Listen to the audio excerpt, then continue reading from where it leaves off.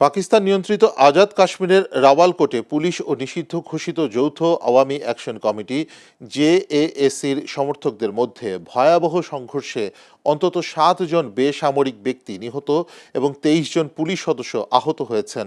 গত 5ই জুন এক ব্যবসায়ীর মৃত্যুর ঘটনাকে কেন্দ্র করে এই সহিংসতার সূত্রপাত ঘটে।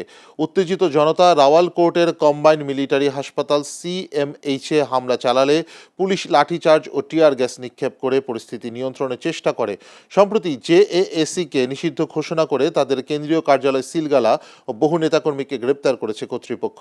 বর্তমানে অঞ্চলটিতে মোবাইল ডাটা সেবা বন্ধ রয়েছে এবং নিরাপত্তা জোরদারে অতিরিক্ত ফেডারেল আধা সামরিক বাহিনী মোতায়েন করা হয়েছে। ভ্রমণকারীদের আগামী 20 জুন পর্যন্ত এজেকে সফর স্থগিত রাখার পরামর্শ দেওয়া হয়েছে।